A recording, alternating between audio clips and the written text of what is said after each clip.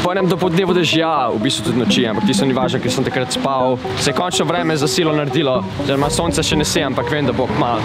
Tukaj sem zdaj zapeko Tomc in greva na Tušetek baru. Leta 2018, prvič sem tukaj v življenju. Mogoče bo še zanimivo.